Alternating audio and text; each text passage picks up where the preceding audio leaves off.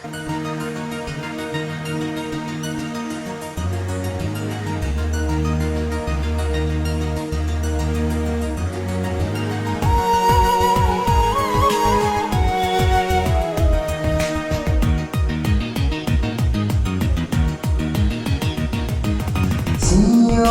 పాటలు సంతోషముగా పాడుచు సియోను వెళ్ళుదము.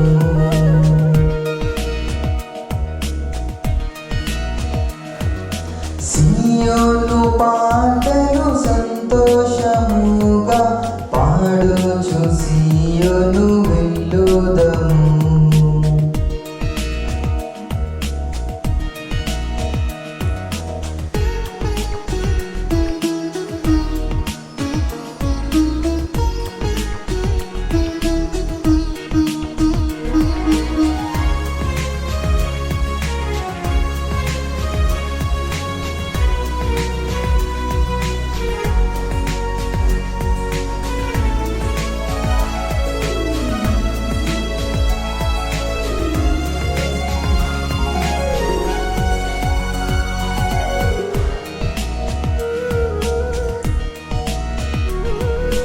లోకాన శాశ్వతానందమేమియు లేదని చెప్పెను ప్రియుడేసు.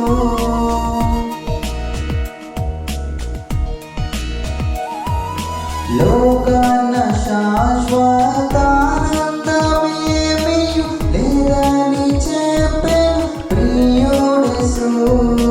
పొందవలేని లోకమునందు కొంతకాలమేనో శ్రమలు. పొందవలేని లోకమునందు కొంతకాలమేనో శ్రమలు. సియోను పాటలు సంతోషముగా పాడుచు సియోను వెళ్ళుదము.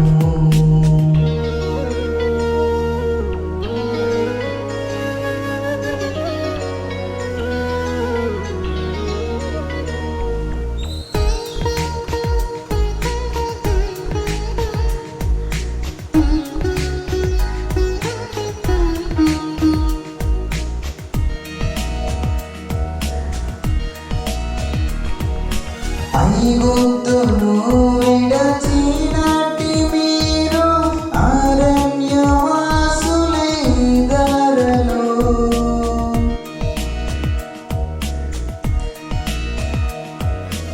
ఐగుప్తును విడచినట్టి మీరు అరణ్యవాసులై ధరలో. నిత్య నివాసము వేదిలలోన నేత్రాలు కానను పైనివుడి. నిత్య నివాసము వేదిలలోన నేత్రాలు కానను పైనివుడి. సియోను పాటలు సంతోషముగా పాడుచు సియోను వెళ్ళుదము.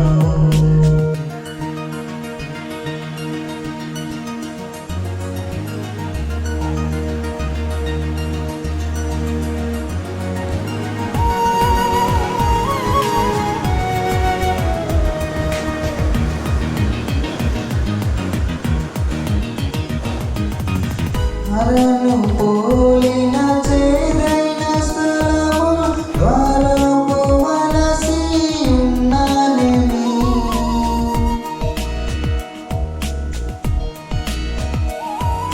మారను పోలిన చేదైన స్థలముల ద్వారపు వలసి ఉన్నానేమి.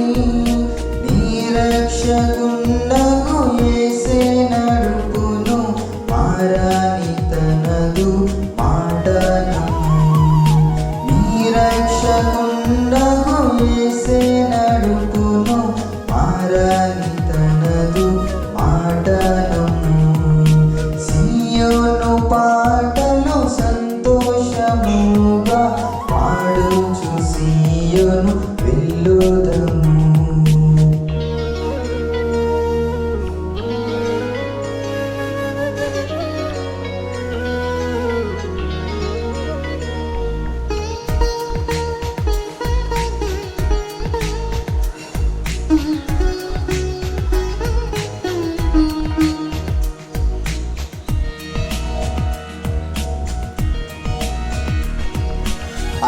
ఐగుప్తు ఆశలన్నీయు విడచి రంగుగా యేసుని వెంబడించి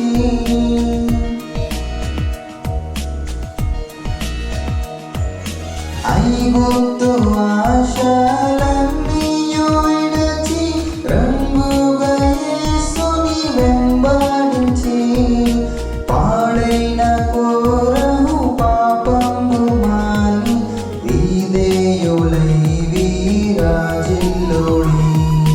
పాడైన కోరహు పాపము మాని విధేయులై వీరాజిల్లుడి సియోను పాటలు సంతోషముగా పాడుచు సియోను వెళ్ళుదము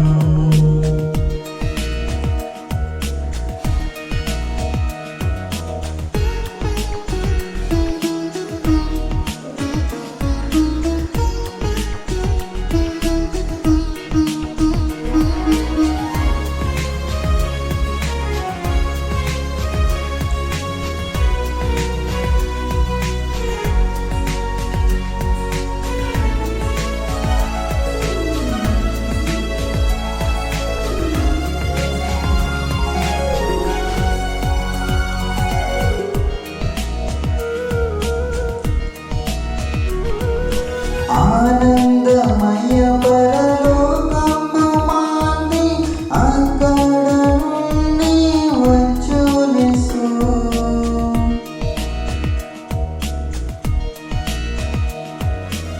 ఆనందమయ పరలోకము మనది అక్కడ నుండి వచ్చునేసు సియోను గీతము సంపుగా కలసి పాడేదము ప్రభు యేసుకు జై సియోను గీతము సంపుగా కలసి పాడేదము ప్రభు యేసుకు జై సియోను పాటలు సంతోషముగా పాడుచు సియోను వెళ్ళుదము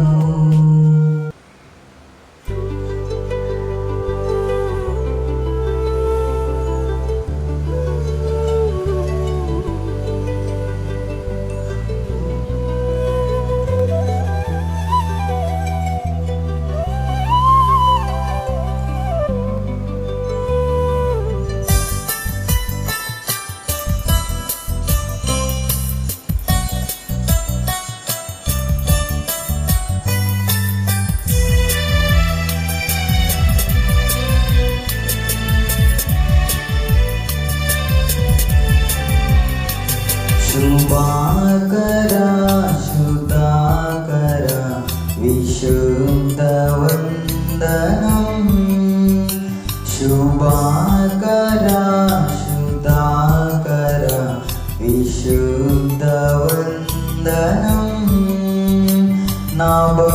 नाबानभूमि सार्वो नाट्यवन्दनं नाबानभूमि सार्वो नाट्यवन्दनं शुभाकरा शुद्धाकरा विशुद्धवन्दनं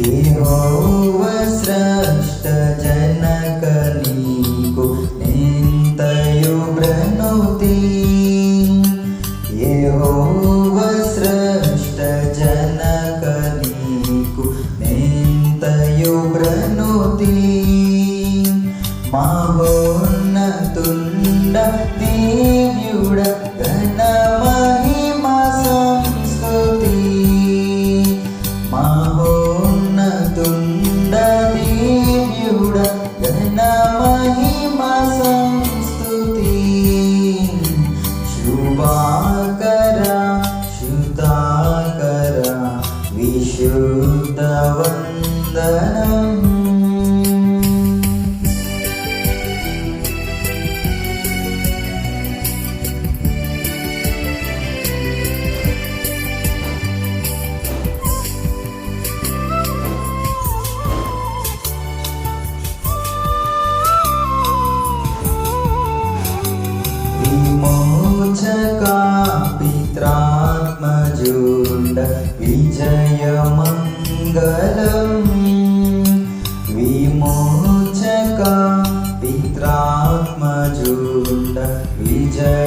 మంగళం సమస్త సృష్టి సాధనాంబ సావ్యమంగళం సమస్త సృష్టి సాధనాంబ సావ్యమంగళం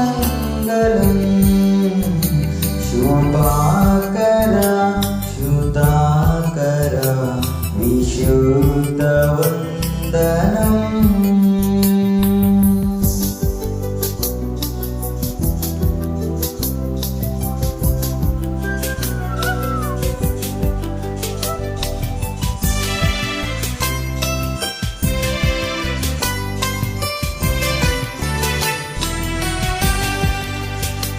వరాత్మ పితా పుత్ర నిర్గమ పరుడ స్తోత్రము వరాత్మ పితా పుత్ర నిర్గమ పరుడ స్తోత్రము వరా ప్రదుండ భక్త హృదయ వాస స్తోత్రము వరా ప్రదుండ భక్త హృదయ వాస స్తోత్రము శుభాకర శుధాకర విశుద్ధవందనం. స్తుతి ప్రార్థన. ఓ దేవా తండ్రిగాను కుమారుడుగాను పరిశుద్ధాత్మగాను ప్రత్యక్షమైన తండ్రి నీ ప్రతిష్ఠితమనిక నీక స్తోత్రములు. ఇప్పుడు నిన్ను ఆరాధించు కృపా సమయము దయచేసినందుకు నీకు వందనములు. దోతుల్లో పరులకు పరిశుద్ధులు నిన్ను స్తుతించినప్పటికీ మా స్థుతులు కూడా గౌరవించి నీకు అనేక స్థుతులు. నీవు కలిగజేసిన సమస్త సృష్టిని బట్టి నీకు ఘనత కలుగుచున్నది. సృష్టితో పాటు మేము నీకు నమస్కరించుచున్నాము. ఆరాధన పాడుగా నీకు కీర్తి కలిగినట్లు ఇక్కడ విషయమని దీవించుమని ప్రభు ద్వారా వేడుకొనుచున్నాము. ఆమేన్.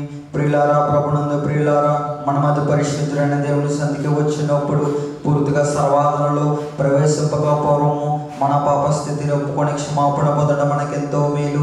మనము పాపం లేని వారమని చెప్పుకొనినడల్లా మనలో సత్యం ఉండదు.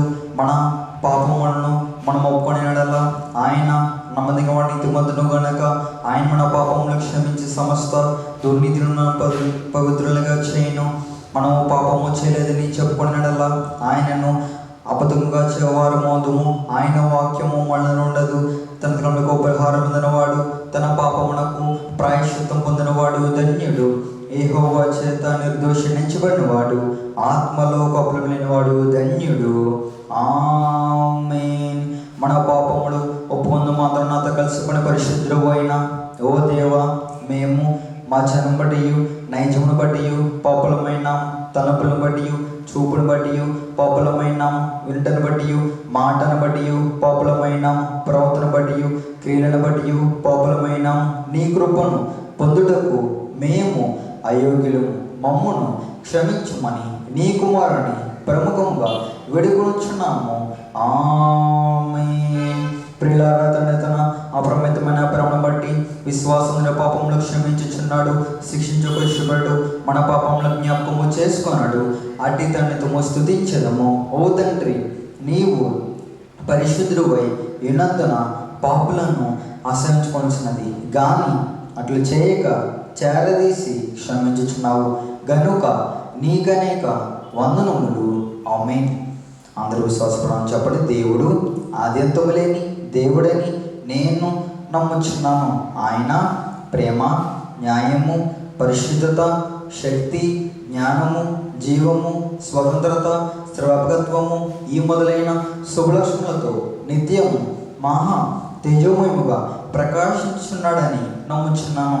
యేసుక్రీస్తు ప్రభు రూపమునకు మనుష్యుడిగాను అనాది స్థితిని బట్టి దేవుడిగాను సంచరించుచు దివ్యబోధల మూలముగాను అద్భుతమగు ఉపకారముల మూలముగాను నా పాపములు, నా వ్యాధులు, నా శిక్షలు తన సింహ్రాణిపై వేసుకుని మరణమౌట మూలముగాను ఆయన సమాధి నుండి మూడవ నాడు వెలుపలికి వచ్చి పరలోకమునకు వెళ్ళుట మూలముగాను తన నిజస్థితిని ప్రేమను వెల్లడించినాడని నమ్ముచున్నాను. ఇప్పుడు అందరి నిమిత్తమై విజ్ఞాపన ప్రార్థన చేచున్నాడనియు ఆయన రెండవ మారు సంఘమును కొనుపోవుటకు మెగాసీనుడై వచ్చిననియు మిగిలిన వారికి 7 ఏండ్ల శ్రమ కలుగుననియు తర్వాత క్రీస్తునకును జరిగే యుద్ధములు అంత్యక్రీస్తు అబద్ధ ప్రవక్త నరకములు వేయబడుదరనియు సాతాను పాతాళములు 1000 ఏండ్లు బంధింపబడననియు ఆ తర్వాత ప్రభువు భూమి మీద 1000 ఏండ్లు పరిపాలన చేయననియు తర్వాత ఆయన సజీవులకును మృతులకును తీర్పు తీర్చుననియు నమ్ముచున్నాను. క్రీస్తు ప్రభు పాతాళంలోని సాతానును విడిపింపగా అతడు భూమి మీదకి వచ్చి గోగు మాగోగు అనే పేర్లు గల సైన్యములను ఏర్పరచుకుననియు అతడు దేవునితో యుద్ధము చేసి ఓడిపోవుననియు క్రీస్తు అతనిని నరకములో పడవేయననియు నమ్ముచున్నాను. అటు తర్వాత ఆయన అందరుకును తీర్పు విధించిననియు అవిశ్వాసులను నరకములోనికి పంపివేయననియు నమ్ముచున్నాను. తుదకు భూమి మీదనున్న పరిశుద్ధులందరూ ఏక సంగముగా నునుట వలన భూమి పరలోకములో ఒక భాగముననియు క్రీస్తు ప్రభు పరలోకములోను భూలోకములోను ఉండుననియు నమ్ముచున్నాను. నేను పరిశుద్ధాత్మను నమ్ముచున్నాను.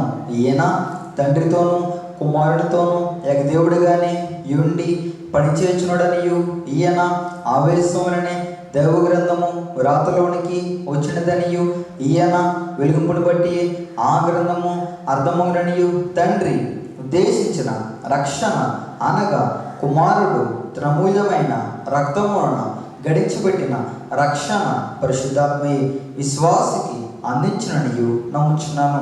తండ్రి కుమారుడితో పాటు ఈయన కూడా సమానముగా ఆరాధన నొందదగు దేవుడనియు నమ్ముచున్నాను. పరిశుద్ధుల సహవాసమును పునరుద్ధానమును నిత్యజీవమును గలవని నమ్ముచున్నాను. ఆమేన్.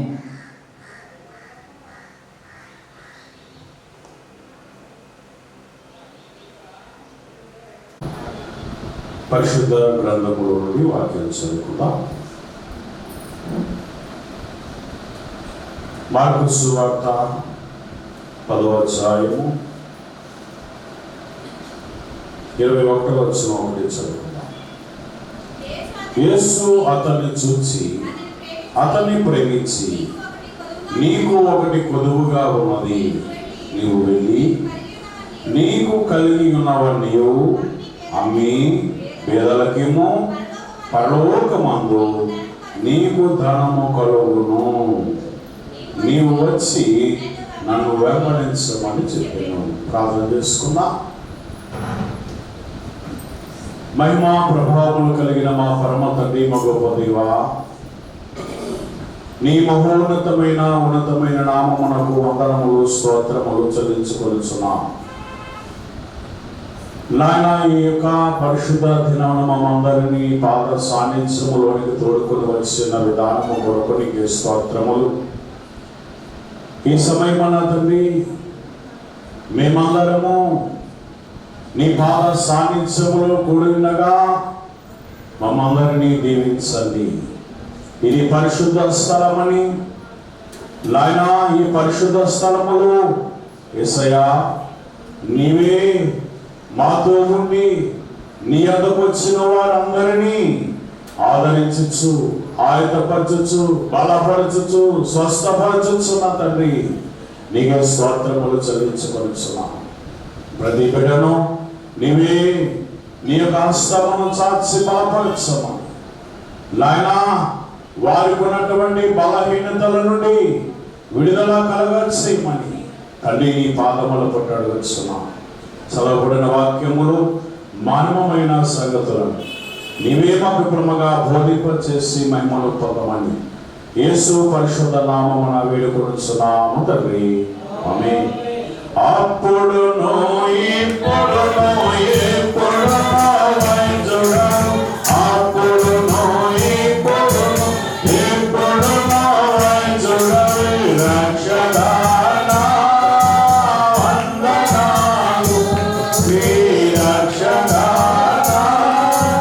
వందనాలు. ఆయన పాద సాన్నిధ్యములను కూడా వచ్చిన దేవుని ప్రియ విశ్వాసులారా, దేవదేవుని యొక్క ఆశీర్వాదములు దీవెనలు తండ్రి మనందరి మీద కుమరింపచేయును గాక. ఆమేన్. పరిశుద్ధ గ్రంథములో మనం గమనించినట్లయితే ఈ యొక్క యవనస్తులు ఒకరి మనకు కనబడుతున్నారు. ఈ యొక్క యవనస్తులు దేవుని యందు విశ్వాసము కలిగి దేవుడు ఇచ్చినటువంటి 10 ఆజ్ఞల ప్రకారము ఆయన నడుచుకుంటున్నాడు.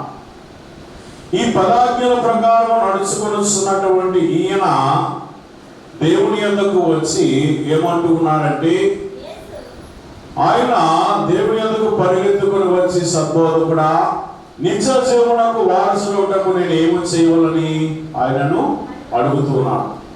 అడుగుతున్నటువంటి సమయంలో యేసయ్య అంటూ ఉన్నారు, ఆయన ఇదిగో నీవు నారాచన చేయవద్దు, వ్యభిచరించవద్దు, దొంగిలవద్దు, అబద్ధ సాక్ష్యం పలకవద్దు, మోసము చేయవద్దు, నీ తల్లిదండ్రులను సన్మానించుకున్న ఆజ్ఞలు నీకు తెలియను కదా అని అతనితో చెప్పాను. అందుకు అతడు, వదకుడా, బాల్యము నుండి ఇవన్నీ అనుసరించుచునే ఉంటిని అని చెప్పాను. ఎప్పుడున్నామా? బాల్యం, చిన్నప్పటి నుండి ఈ 10 ఆజ్ఞల ప్రకారం నడుచుకుంటున్నాడు. ఈ 10 ఆజ్ఞల ప్రకారం నడుచుకొనిచున్నటువంటి సమయంలో మరి ఈయన ఎక్కడికి వెళ్ళిపోవాలి? 10 ఆజ్ఞల ప్రకారం నడుచుకొనిచున్నాడు కనుక ఇప్పుడు ఈయన నిత్య జీవానికి వారసులుగా ఉన్నాడు. నిత్య జీవానికి వారసులుగా ఉన్నాడు. కానీ మరి ఆయన దేవుని యొద్దకు వచ్చి నిత్య జీవానికి వెళ్ళడానికి నేను ఏం చేయాలని అంటే ఆయనకి ఇంకా ఏముంది?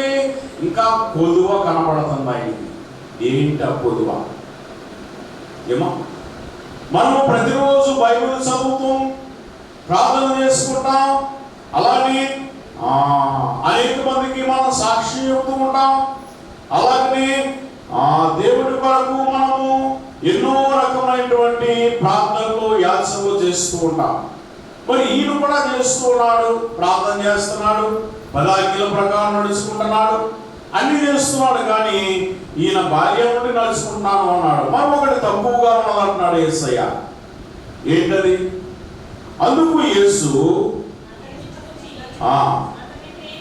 అతన్ని చూసి అతన్ని ప్రేమించి, నీకు ఒకటి కొదువుగా ఉన్నది. చూసారా? ఏంటి? నీకు ఒకటి కొదువుగా ఉన్నది. ఆ కొదువు ఏంటి? ఏమా? నీవు వెళ్ళి నీకు కలిగి ఉన్నవన్నీ కూడా అమ్మి పేదలకిమ్ము, పరలోకము నీకు ధనము కలుగును, నీవు వచ్చి నన్ను వెంబడించమని చెప్పాను. దేవుని స్తోత్రం. చాలా మంది బైబిల్ చదువుతారు, ప్రార్థన చేసుకుంటారు, అమ్మా, అలానే దేవుని కార్యక్రమాలన్నింటిలో పాల్గొంటారు, కానీ యేసయ్యను వెంబడించేవారిగా ఉంటారు. యేసయ్యను వెంబడించేవారిగా ఉంటారు. ఆయన వెంబడించడం అంటే ఏంటనుకుంటున్నారు? ఆయన ఆజ్ఞల ప్రకారం నడిచిన వాడే నన్ను వెంబడించిన వాడితో సమానము. అయితే మరి ఆయనను వెంబడించిన వాడు చేసేటువంటి పని ఏమిటంటే, ఇప్పుడు దేవుడు ఏమన్నాడు? అతడు ఎటువంటి వాడంటే మిగులు ఆస్తి కలిగిన వాడు. ఇన్ని 10 ఆజ్ఞల ప్రకారం నడుచుకుంటున్నాడు, దేవునికి ప్రార్థన చేస్తున్నాడు, బైబిల్ చదువు అన్ని చేస్తున్నాడు, కానీ పేదలకు ఇచ్చేటువంటి అలవాటు ఆయనకి లేదట. సహాయం చేసేటట్టు అలవాటు లేదట. యేసయ్య మరి ఏమన్నారు? నిన్ను వలె నీ పొరుగు వారిని ప్రేమించాలి. నిన్ను వలె నీ పొరుగు వారిని ప్రేమించాలి. కానీ ఇప్పుడు ఆయన ప్రేమించట్లేదు. ప్రేమిస్తున్నాడు ఎంతవరకు? మాట వరకే, కానీ సహాయం చేసేటువంటి స్థితి ఆయనలో లేదు. మరి సహాయం చేయకుండా నీవు 10 ఆజ్ఞల ప్రకారం నడుచుకొని బైబిల్ చదువుకొని ప్రార్థన ఇన్ని చేస్తే ఏం లాభం చెప్పాలి? సహాయం చేసేటువంటి గుణము కూడా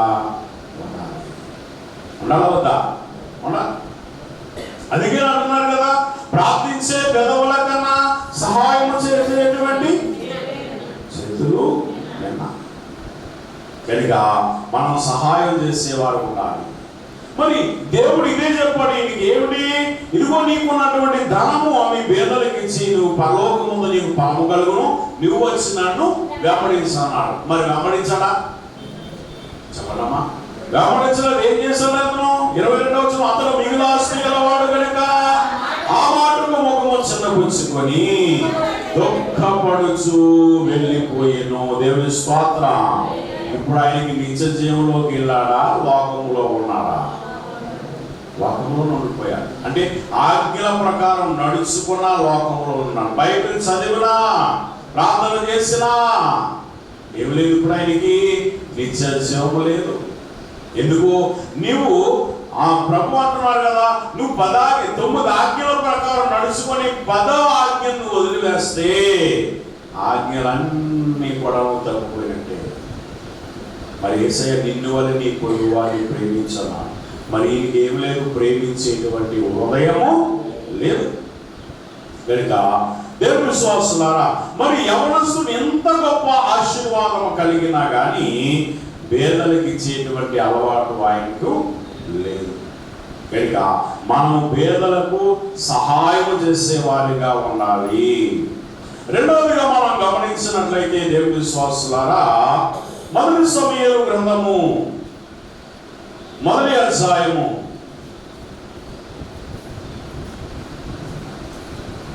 1 సమూయేలు గ్రంథము 1వ అధ్యాయము 11వ వచనం.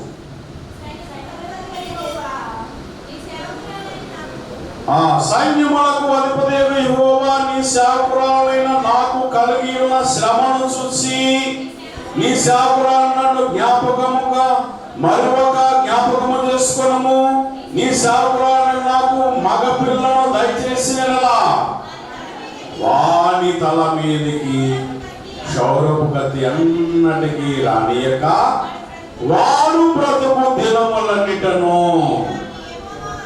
నేను వారిని యెహోవాకు నీకు అప్పగింతునని మొక్కుబడి చేసుకొనెను. దేవుని స్తోత్రం. ఈమెకు బిడ్డలు లేరు. ఎవరికి? అన్న. కనుక ఈమెకు బిడ్డలు లేనటువంటి సమయంలో ఎంతో బాధపడుతూ ఉన్నది. బాధపడుతున్నటువంటి సమయంలో మరి ఎల్కానా అంటే అన్న భర్తకు మరొక భార్య ఉన్నది. ఆమె పేరు ఏమిటంటే పెనిన్నా అనేటువంటి ఆమెకు బిడ్డలు ఉన్నారు. అన్నాకేమో బిడ్డలు లేవు. అన్నాకు బిడ్డలు లేనటువంటి సమయంలో ఏం చేసిందంటే దేవుని సన్నిధికి వెళ్ళిందట. ఏమా గమనిస్తున్నారా? దేవుని సన్నిధికి వెళ్ళి ఆమె దేవుని సన్నిధిలో ఎవరికి తెలియకుండా, దేవునికి ఆయనకి తప్ప మరి ఎవరికి తెలియకుండా దేవుని సన్నిధిలో ఆమె ఒక వడంబడిక చేసుకున్నారు. ఏమిటా వడంబడిక? ఇప్పుడు చదువుకున్నాం కదా, నీ సేవకురాలైన నాకు మగ పిల్లలను దయచేసిన వారి తల మీదకి క్షౌరపు కత్తి ఎన్నటికీ రానియక వాడు బ్రతుకు దినములంటను నేను వారిని యెహోవాకు నీకు అప్పగింతునని మొక్కుబడి చేసుకొనెను. చూసారా? నీవు నాకు ఒక మగ బిడ్డను దయచేయి. నాకు బిడ్డలు లేరు, మంచిది. నీవు నాకు ఒక మగ బిడ్డను దయచేయి. ఆ బిడ్డ ఇదిగో, ఆ బిడ్డ పాలు విడిచిన వెంటనే నేను నీకు ఇచ్చేస్తాను. ఆ బిడ్డ తల మీదకి అన్నిటికీ క్షౌరపు కత్తి రానియను. ఇదిగో యెహోవాకు నేను నీకు వారిని అప్పగింతునని ఆమె మొక్కుబడి చేసుకోండి. మూడవదిగా మనం గమనించినట్లయితే లూకా సువార్త 19వ అధ్యాయము, లూకా సువార్త 19వ అధ్యాయంలో మనం గమనించినట్లయితే అక్కడ బాగా ధనవంతుడు ఒకడు కనబడుతున్నాడు. ఏమా, ఈయన ఎవరంటే సుంకపు గుత్తదారుడు. బాగా సొమ్మున్నవాడు, వ్యాపారస్తుడు. అయితే ఈయన చేస్తున్నటువంటి పని ఏమిటంటే ఆయన వ్యాపారం ఆయన సాగిపోతూ ఉన్నది. అయితే ఆ మార్గంలో యేసయ్య వస్తూ ఉన్నాడని చెప్పి తెలుసుకొని ఆయనను చూడగోరి ఆయన ఏం చేశాడు? ఆయన పనులన్నీ పక్కన పెట్టాడట.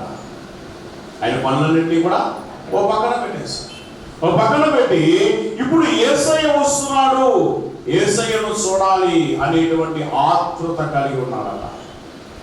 ఎవరైతే దేవుడిని చూడాలనే ఆతృత ఉంటారో వారికి దేవుడు కనబడతాడు, మాట్లాడతాడు.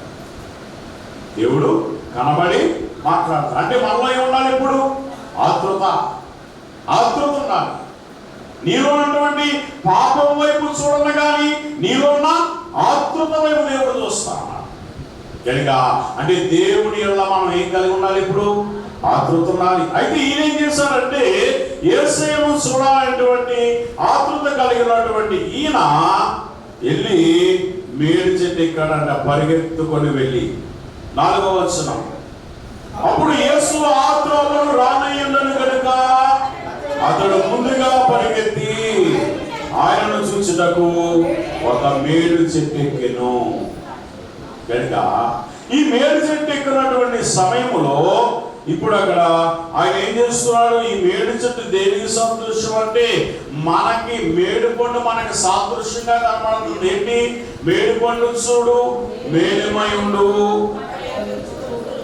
పురుగులు. అంటే మేలుమై అంటే పైకి చాలా అందముగా సంతోషముగా కనబడుతుంటాం. కానీ తీరా మన హృదయంలో చూసేసరికి ఏమున్నాయి? అన్నీ కూడా పాపములు, బలహీనతలు, బాధలు, ఇవేమి చెప్పుకోడు కానీ పైకి మాత్రం చాలా సుందరముగా కనబడుతుంటాం. కనుక మరి జక్కయ్య కూడా పైకి ఎంతో అందముగా ఉన్నాడు.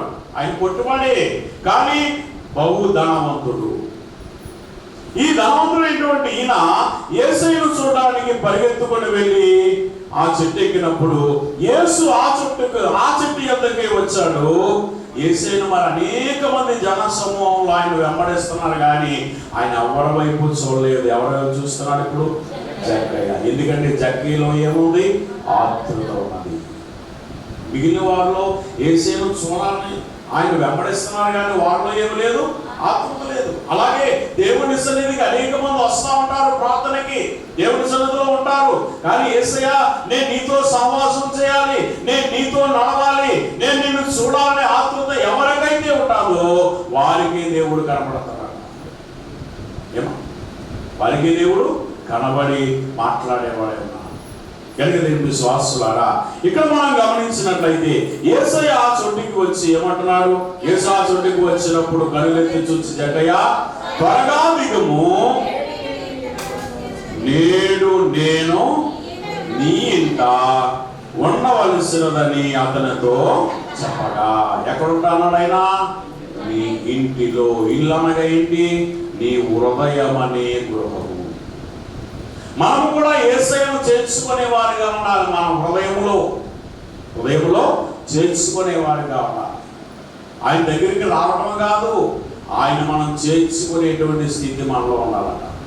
మరి జక్కయ్య మొట్టమొదటి దేవుని చూడగోరాడు. యేసయ్యను చూడగోరి చెట్టు ఎక్కినప్పుడు యేసయ్యే ఆయన ఉన్నటువంటి స్థలంలోనికి వచ్చినప్పుడు నేను నీ ఇంటికి వస్తాను అని చెప్పి దేవుడు సెలవిచ్చాడు. ఎప్పుడైతే ఈ యొక్క యేసయ్యను అతను సంతోషముతో చేర్చుకున్న తర్వాత వెంటనే ఆయనలో మార్పు కనబడుతున్నదట. ఎందుకు? ఆయన హృదయాన్ని దేవుడు మార్చాడు. అంతవరకు కూడా ఆయన హృదయం ఎలా ఉన్నది? పాపముతో నింపబడి ఉన్నది. అలాగని ఆయన చేస్తున్నటువంటి వ్యాపారముతో నింపబడి ఉన్నది. ఎప్పుడైతే యేసయ్యను చేసుకున్నాడో వెంటనే ఆయన హృదయాన్ని దేవుడు మార్చాడు. అయితే దేవుని విశ్వాసులారా, మార్చినటువంటి సమయంలో 8వ వచనం చదవండి. జక్కయ్య నిలవబడి, ఇదిగో ప్రభువా, నా ఆస్తిలో సగము పేదలకు ఇచ్చుచున్నాను. నేను ఎవరి వద్దైనాను అన్యాయంగా దేనినైనా తీసుకుని వెళ్ళా అతనికి 4 ఎత్తులు చెల్లించునని ప్రభువుతో చెప్పాను. దేవుని స్తోత్రం. మరి ఇక్కడ ఉన్నటువంటి యవనస్తుని దేవుడు ఏమన్నాడు? ఇదిగో నీ ఆస్తి అమ్మి పేదలకు ఇచ్చి నన్ను వెంబడించున్నా. మరి ఇక్కడ జక్కయ్యను దేవుడు ఇమ్మని అడగలేదు, నీ ఆస్తి ఇమ్మని అడగలేదు. మరి జక్కయ్య ఏమి ఇచ్చాడు? ఆయన హృదయాన్ని ఇచ్చాడట. ఆయన హృదయాన్ని ఇచ్చినప్పుడు వెంటనే దేవుడు ఆయన హృదయాన్ని మార్చాడు కనుక ఆయన ఆస్తి ఇమ్మనకుండానే ఇప్పుడు ఈ జక్కయ్య ఏమంటున్నాడంటే నా ఆస్తిలో సగము పేదలకు ఇచ్చుచున్నాను అన్నాడు. దేవుని స్తోత్రం. అంటే ఇప్పుడు మనం కూడా ఏం చేయాలి? మార్పు చెందేవారుగా ఉండాలి. మారు మనస్సు కలిగిన వారు ఉండాలి. మన హృదయం మారేవారిగా ఉండాలి. ఎన్ని దినములు, ఎన్ని సంవత్సరములు నీవు దేవుని సన్నిధికి వచ్చినా నీ హృదయం అనేది మారకపోతే అంతా కూడా వ్యర్థమే. ఇప్పుడు వెంటనే ఇక జక్కయ్య అంటున్నాడు, ఏంటి, నేను ఎవరి వద్దైనా అన్యాయంగా దేన్నైనా తీసుకునేలా ఆయనకి 4 చెల్లింతునని అతనితో ప్రభుతో చెప్పాను. అందుకు యేసు, ఇతడును అబ్రహాము కుమారుడి. దేవుని స్తోత్రం. ఎందుకు? ఈయన దేవుని ఎడల విశ్వాసము కలిగి ఉన్నాడు. అబ్రహాము దేవుని కర్త, విశ్వాసమునకు అంతగా కనబడుచున్నాడు. విశ్వాసులారా, మరి మనము కూడా దేవుని ఎడల విశ్వాసం కలిగి ఉన్నట్లయితే మనమందరము కూడా అబ్రహాము కుమారులుగా ఉండి, ఎందుకంటే ఈయన నేడు ఈ ఇంటికి ఏమొచ్చిందన్నాడు? రక్షణ వచ్చి ఉన్నది. రక్షణ కావాలన్నటువంటి ఆయనకి ఏం లేదు, రక్షణ లేదు. ఎందుకు? వారి యొక్క హృదయము దేంతో నింపబడి ఉంది? ధనముతో నింపబడి ఉంది, లోకముతో నింపబడి ఉంది. మరి లోకముతోను ధనముతో ఉన్నటువంటి జక్కయ్య హృదయాన్ని దేవుడు మార్చాలి. అలాగని దేవుడికి మనం ఇచ్చేవారిగా ఉండాలట. మనము ఇచ్చేవారు ఉండాలి. దేవుని సన్నిధికి వచ్చి చాలా మంది ఏం చేస్తుంటారు, ఒక ఆయన ఏం చేస్తారంటే, ఒక పాస్టర్ గారు ఒక అడవిలోనికి బోధించి ఒక అడవిలోనికి వెళ్ళాలట. వెళ్ళి ఆ నైట్ అక్కడ ఆయన ఏం చేస్తున్నాడంటే విశ్రాంతి తీసుకుంటున్నటువంటి సమయంలో, ఆ సమయంలో విశ్రాంతి ఎందుకని చెప్పి ఒక మంచి స్థలం కూడా చూసుకున్నాడంట. ఆ స్థలంలో ఆయన కూర్చొని చక్కగా దేవుడిని స్తుతిస్తా ఉన్నాడంట. దేవుడిని స్తుతిస్తుంటే ఇప్పుడు ఆయన దగ్గరికి ఎవరు వచ్చారంటే, ఒక సాతాను వచ్చి చక్కగా ఆయన పక్కనే కూర్చొని ఈయనకంటే బాగా పాటలు పాడేస్తున్నాడు, ఈయనకంటే బాగా ఎక్కువ పాటలు పాడేస్తున్నాడు. ఆ తర్వాత నాతో పాటు పాటలు పాడుతుందని చెప్పి ఈయన ఏం చేశాడంటే బైబిల్ తీసి బైబిల్ చదువుతున్నాడు. ఈయనేమో పాస్టర్ గారేమో చూసి చదువుతున్నాడు, ఆ సాతానేమో చూడకుండానే చదివేస్తున్నాడు. చూడకుండానే అందులో వాగ్దానాన్ని ఎత్తి అది ఏం చేస్తుందంటే చక్కగా చదివేస్తాం. తర్వాత ఆయన ప్రార్థన చేస్తున్నాడు. ఎందుకు నాయన ఇది నా ఎదురుని తొలగించని చెప్పి ప్రార్థన చేస్తుంటే వెళ్ళట్లేదు. వెళ్ళకపోయినటువంటి సమయంలో ప్రార్థన అంతా అయిపోయింది. అయితే ఆయన తల మీద ఒక టోపీ ఉండట. ఆ టోపీ తీసి ఇది ఇలాగే వెళ్ళట్లేదు, ప్రార్థన చేసిన వెళ్ళట్లేదు, బైబిల్ చదివిన వెళ్ళట్లేదు, పాటలు పాడిన వెళ్ళట్లేదు, ఇంకెలాగెళ్తుంది అని చెప్పి ఆయన ఏం చేశారంట, ఒక టోపీ తీసి వయనంతో పట్టుకొని ఆయన జేబులో కొంత తీసి అలా టోపీలు వేసిన ఆయన ఇది నీకు సమర్పణ అన్నాడంట. ఎప్పుడైతే ఇది సమర్పణ అన్నాడో వెంటనే అది అక్కడ నుండి పారిపోయిందండి. అంటే ఏంటి? దేవునికి సమర్పణ చేసుకునే గుణము దేనికి లేదు, సాతానికి లేదు. మరి మనకి ఉన్నదా లేదా చెప్పండమ్మా. చాలా మంది సన్నిధికి వస్తూ ఉంటారు, కానుక లేకుండా వెళ్ళిపోతుంటారు. ఏమో సమర్పణ లేదు. సమర్పణ చేయము ప్రభువునకు నీ యొక్క దేహము, ధనము, సమయం అనేది ఏంటి? మరి మనం ప్రతిరోజు దినానికి 1 గంట ప్రార్థన చేయాలి. సమయాన్ని దేవునికి ఇచ్చుట. నీ హృదయాన్ని దేవునికి ఇవ్వాలి, సమయాన్ని దేవునికి ఇవ్వాలి. 24 గంటలు 1 గంట దేవునికి సమయాన్ని ఇవ్వాలి. అలాగనే దేవుడు నీకు ఇచ్చిన దానిలో కొంత దేవునికి ఇవ్వాలా, కానుక ఇవ్వాలి. ఈ మూడింటిని నీవు దేవునికి ఇచ్చినప్పుడు నీవు ఆశీర్వదింపబడిన వారి మనసులో ఉంటావు. దేవుని స్తోత్రం. కనుక అన్నా చేసుకున్నటువంటి మొక్కుబడిని ఇచ్చిందా లేదా? ఇచ్చింది. ఇస్తాను నా బిడ్డని దేవునికి ఇచ్చింది. అలాగే నిత్య జీవం కావాలన్నటువంటి ఆ యొక్క యవనస్తుడు నిత్య జీవంలోనికి వెళ్ళలేకపోయాడు. ఎందుకంటే ఆయన ఆస్తులవి పేదలకు ఇచ్చిన నీవు నన్ను వెంబడించాలి. ఆయన వెంబడించలేదు. కానీ ఎవరు వెంబడించారు? జక్కయ్య. ఆ జక్కయ్య ఎప్పుడైతే యేసయ్యను చేర్చుకున్నాడో ఆయనలో మార్పు వచ్చింది. దేవుడు మార్చాడు ఆయన్ని. ఎప్పుడైతే మార్చాడో వెంటనే ఇప్పుడు ఆయన అంటున్నాడు, ఇదిగో నాకున్నటువంటి దానిలో నేను పేదల సగము పేదలకు ఇచ్చేస్తాను, నా ఆస్తిలో సగం పేదలకు ఇస్తాను. దేవుడు ఇమ్మన్నాడా? ఇమ్మలేదు. ఎందుకు ఇచ్చాడంటే ఎప్పుడైతే యేసయ్యను చేర్చుకున్నాడో దేవుడు ఆయన యొక్క హృదయాన్ని మార్చాడు. మరి మనం కూడా మారినటువంటి హృదయం కలిగి మళ్ళా మనం దేవునికి సమర్పణ చేసుకునే వారిగా ఉండాలి. అట్టి ధన్యత తండ్రి మనందరికి దయచేయను గాక. ముగింపు ప్రార్థన చేసుకుందాం. ప్రతి వారు కూడా మోకరించుదామా. సకల యుగములలో అక్షరులను అదృష్టులను రాజు నిన్న మా పావన పరలోకపు తండ్రి మా గొప్ప దేవా,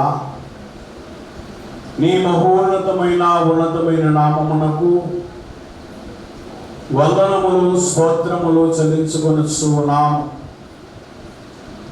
నాయనా, ఇంతవరకు నీ యొక్క సన్నిధిలో నీతో సహవాసము చేసే భాగ్యం ఇచ్చావు తండ్రి, నీకే స్తోత్రాలు. ఇదిగో ఈ సమయమున నాయనా ఇంతవరకు వాక్యము వినే భాగ్యముని ఇచ్చావు. వాక్యము ద్వారా మమ్మల్ని బలపరిచావు తండ్రి, నీకే స్తోత్రాలు. నాయనా, అన్నా నీ పాదముల యందు నీ సన్నిధిలో చేసుకున్న వడంబడికను ఆమె తీర్చు ఎలాగనైతే వడంబడిక చేసుకున్నదో ఆ విధముగా ఆమె తను తాను నీకు సమర్పణ చేసుకొని తానకిచ్చినటువంటి బిడ్డను నీకు సమర్పణ చేసి ఉండగా ఆ సమూయేలు తర్వాత అనేక మంది బిడ్డలను వారికి దయచేసిన గొప్ప దేవానికి స్తోత్రములు. ఆమెలో ఉన్నటువంటి బాధను తీసివేశావు. నిన్ను నీకు సమర్పణ చేసుకోగా ఆమెలున్న వేదన తీసివేసి సంతోషమునిచ్చిన సంతానమునిచ్చిన తండ్రి నీకే స్తోత్రం. అలానే తండ్రి, సద్బోధకుడా నీ ప్రభా యవనస్తుడు నీ యొద్దకు వచ్చి నిత్య జీవములోనికి వెళ్ళడానికి నేను ఏం చేయాలి అన్నప్పుడు ఆజ్ఞల ప్రకారం నడవాలి అంటే నేను చిన్ననాటి బాల్యం నుండి నడుస్తున్నాను అనగా ఇదిగో నీకున్నది అమ్మి పేదలకిచ్చి నీవు నన్ను వెంబడించు అని నీవు సెలవిచ్చినప్పుడు ప్రభా ఆ బిడ్డమ్మ మిగిలిన ఆస్తి కలిగిన వాడు కనుక ఆయన ముఖము చిన్నపుచ్చుకొని దుఃఖంతో నిన్ను విడిచి వెళ్ళిపోయాడు ప్రభా. నిన్ను వెంబడించలేదయ్యా. ఆయన నిత్య జీవమునకు వారసును కాలేకపోయాడు తండ్రి, నీకే స్తోత్రం. అలానే యేసయ్య జగ్గయ్య నిన్ను చూడగోరి ఉన్నాడు. నాయనా ఇదిగో ప్రభా, జగ్గయ్య ఎప్పుడే నాయనా నేను చూడగోరి వేడి చెట్టు ఎక్కినప్పుడు ఆ చెట్టు ఎదుకే నీవు వచ్చి జగ్గయ్య త్వరగా దిగము, నేడు నేను నీ ఇంట ఉండవలసినదన్నప్పుడు వెంటనే జగ్గయ్య నిన్ను నీ నాయన ఆయన యొక్క హృదయంలో చేర్చుకున్నాడు ప్రభా. ఎప్పుడైతే ఆయన హృదయంలో చేర్చుకొని ఉన్నాడో ఆయనలో ఉన్నటువంటి పాపములు, ఆయనలో అంతవరకు చేసినటువంటి నాయన పాప భారము, వ్యాధి భారము, శిక్ష భారం ఆయనలోని పెరిగి వేశావు కనుక ఇప్పుడు ఆయన నిన్ను ఆయన హృదయంలో చేర్చుకొని అంటున్నాడు, అయ్యా నా ఆస్తిలో సగము నేను పేదలకు ఇచ్చున్నాను అన్నాడు. నువ్వు ఇమ్మని అడగలేదు ప్రభా. ఆయన హృదయములో నీవు మార్చావు గనక, ఆయన హృదయములో నీవు ప్రవేశించావు గనక వెంటనే నా ఆస్తిలో సగము పేదలకు ఇస్తున్నాను. నేను ఎవరి వద్దైనా బలవంతముగా తీసుకున్నట్లయితే 4 ఇంతలు చెల్లిస్తానని నీ యొద్ద ఆయన ప్రభా వడంబడిక చేసి తండ్రి, నీకే స్తోత్రాలు. నాయనా ఆయన ప్రభా ఇదిగో నాయన అబ్రహాము కుమారునిగా విశ్వాసము కర్తగా అయిన అబ్రహాము కుమారునిగా నీవు ఆయన మార్చివేసావు తండ్రి, నీకే స్తోత్రాలు. నాయనా మమ్మలను కూడా మార్చన్నయ్యా. మేము కూడా తప్పిపోతున్నామేమో, మేము కూడా సమర్పణ లేని గుణము కలిగి ఉన్నామేమో. నాయనా మమ్మల్ని దీవించండి యేసయ్యా, మమ్మల్ని ఆశీర్వదించన్నయ్యా. నాయనా నీ చిత్తములో మేము ఏమైనామో ఆ నీ చిత్తాన్ని జరిగించి బలపరచు. ప్రతి విషయములో సమర్పణ గుణము కలిగి ఉండేవాడముగా యవనస్తులు వారి వలె నాయన వాళ్ళు దుఃఖిస్తూ నాయన మేము వెళ్ళిపోయేవారముగా కాకుండా నిన్ను వెంబడించే వారి వరస్సులో నాయన జక్కయ్య వలె నిన్ను వెంబడించే వారు ఉండే భాగ్యం మాకు దయచేయమని వచ్చున్నాం. తండ్రికి స్తోత్రాలు. నాయనా మమ్మల్ని మేము నీకు సమర్పణ చేసుకునే భాగ్యము దయచేయి. దినములు దశమ భాగమనగా దినమునకు ఒక గంట ప్రార్థన చేయుట. అలానే నాయనా ఇదిగో నీ దేహము నాకు ఇయ్యన్నావు ప్రభా. నాయన మా హృదయము నీకు ఇచ్చే భాగ్యం మాకు దయచేయి. అలా నీవు మాకు ఇచ్చిన దానిలో మేము నీకు దశమ భాగమును సమర్పణ చేసుకునేవాడముగా ఉండే ధన్యత మాకు దయచేయి ప్రభా. నాయనా నీకే స్తోత్రములు. సాతానుడు ప్రభా మాలో ఇదిగో తండ్రి ఆ సమయంలోనే మమ్మల్ని తండ్రి ఇదిగో ప్రభా నాయనా వాడు నాయన మమ్మల్ని శోధిస్తూ ఉన్నాడు ప్రభా. సాతాను శోధనలో మేము పడకుండా ఎంత ఇవ్వాలా, ఎంత ఇచ్చి వేయాలా అనే శోధన మాకు సాతానుడు చేస్తాను కనుక ఆ సాతాను ఉచ్చులో మేము పడకుండా ప్రభా నీ వైపు చూడగలిగే ధన్యత మాకు దయచేసి అతి సమర్పణ గుణమును మా అందరకు దయచేసి మేలు కలగచేయమని జరుగుతున్న మోషే గారు ఉపవాసములు తండ్రి మేమందరము ఉపవాసములలో పాల్గొని చేయగలిగే శక్తిని మాకు దయచేసి బలపరచు. ఎవరికి ఎటువంటి నీరసము నిస్సత్తువ లేకుండా ప్రతి వారిని బలపరిచి మేలు కలగచేయమని యేసు నామమున వేడుకొనుచున్నాము తండ్రి. ఆమేన్. పరలోకమందున్న మా తండ్రి నీ నామం పరిశుద్ధపరచబడుగాక, నీ రాజ్యం వచ్చునుగాక, నీ చిత్తం పరలోకమందు నెరవేరుచున్నట్లు భూమి మీద నెరవేరునుగాక. మన ఆహారం మాకు దయచేయము. మేల అపరాధములు చేసిన వారికి మేము సమస్య ప్రకారం క్షమించు. మమ్మల్ని శోధనుడి దగ్గర నుండి తప్పించు. రాజ్యము శక్తి మహిమ నిరంతరము నీవేనావు తండ్రి. ఆమేన్. కవేశ్వరత్త మనకు సై అపవాదికులకలై కవేశ్వరత్త మనకు సై అపవాదికులకలై కవేశ్వరత్త మనకు సంపూర్ణ విజయం అపవాదికులకనంతకాల నాశనం. హల్లెలూయా హల్లెలూయా హల్లెలూయా. స్తోత్రము స్తోత్రము స్తోత్రము. ఆమేన్ ఆమేన్ ఆమేన్. మన ప్రభువైన యేసుక్రీస్తు కృపయు తండ్రైన దేవుని ప్రేమయు పరిశుద్ధాత్మిక సహవాసము నీతిమంతుడి ఆశీర్వాదము చేసిన సర్వాంశం మనకు జరగబో కార్యం కూడి వచ్చినప్పుడైన వారందరికీ జరుగుతున్న మోషే గారి ఉపవాసములకును ఆయన కృపతోడే నడిపించును గాక.